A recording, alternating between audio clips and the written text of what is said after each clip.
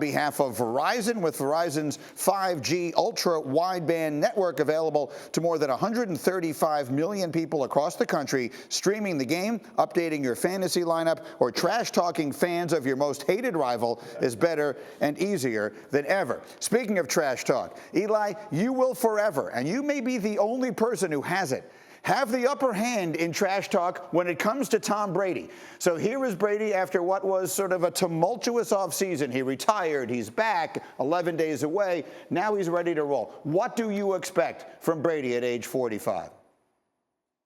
I expect him to be as good as he's been the last 20-plus years that he's been playing. This guy knows how to play football. He knows the offense. He knows the players. So, the fact that he took a little break during training camp, guys have done that before. Michael Strahan did it with us, except he just didn't report. He's like, I don't think I'm coming back. I don't know if I'm coming back. And he just waited until like the second week of training camp to come. Brady did, he did the same thing, just a different approach. Is that different when a quarterback does it? Like some would wonder. Michael Strahan, great player, Hall of Famer, not taking anything away, obviously, from him. But the quarterback, it feels to me at least, has a lot more responsibilities. Will there be any impact of him missing 11 days in the middle of camp?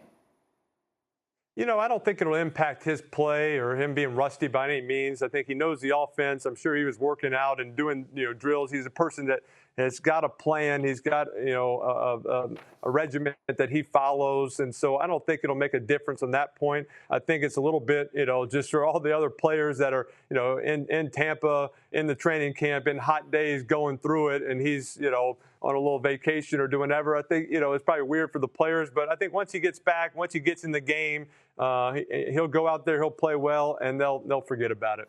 I want to ask you another quarterback question. So Aaron Rodgers and Patrick Mahomes, two of the best in the entire sport, have lost their favorite targets from last season. Rodgers losing Devontae Adams and Mahomes losing Tyreek Hill. You would understand better than most. What specific impact do you expect to have on them? How will they specifically react to losing those guys?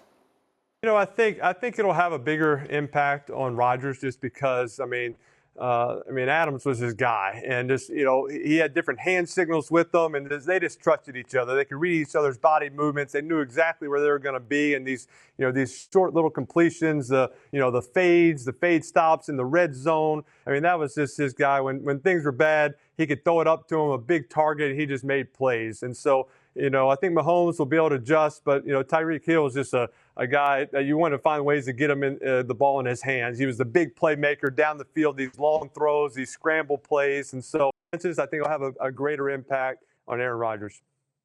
Hey, Eli, it's Saturday here. Hey, listen, I know you and your brother are finally getting away from your vacations and leaving you'll be in your palatial estates Monday, actually getting back to work. So my question, you'll be carrying him for another season of Monday Night Football. You're seeing Russell Wilson go back to Seattle. Tell me what you think's going on in his head, and what do you expect from Russell?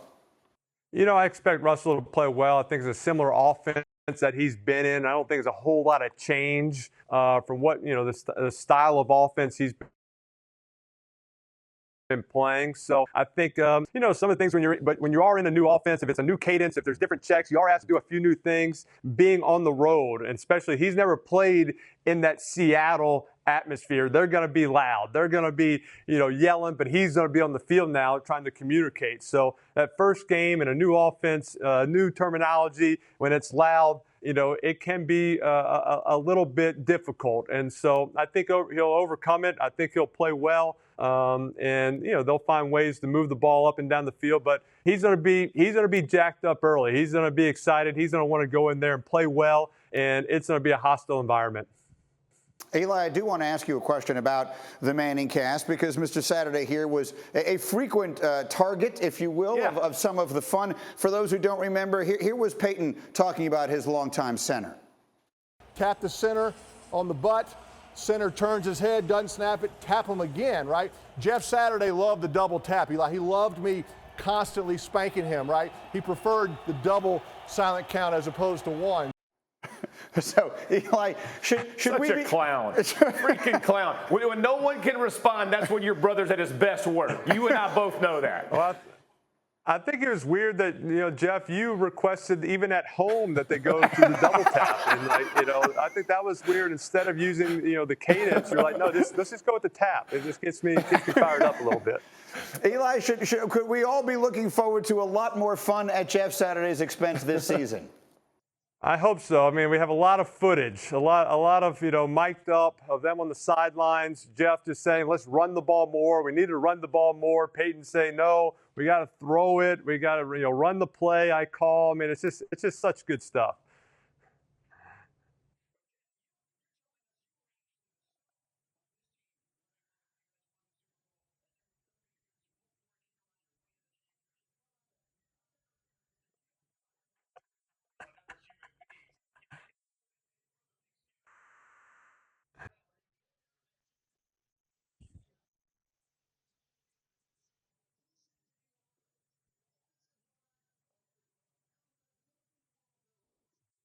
Jeff, that's why we take you out to those steak dinners. We appreciate you. The quarterbacks appreciate you. Y'all keep us clean. Y'all keep us pretty. And, we know it. And as quarterbacks, we try to thank you in our own ways. And we buy you gifts every year. We buy you steak dinners. We love you. So we appreciate you. And we know that the rest of the world doesn't appreciate what goes into an offensive lineman and the hard work that y'all put in each and every week.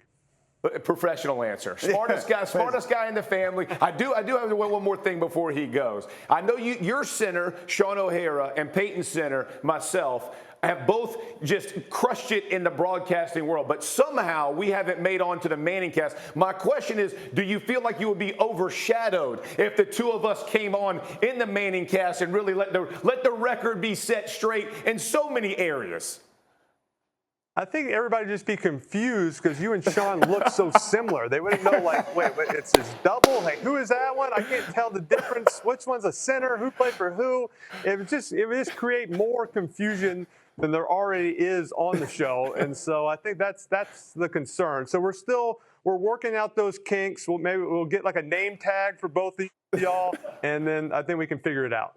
Well, Eli, on behalf of Verizon, pleasure to see you, my friend. Yes, Thanks for watching ESPN on YouTube. For live streaming, sports, and premium content, subscribe to ESPN+.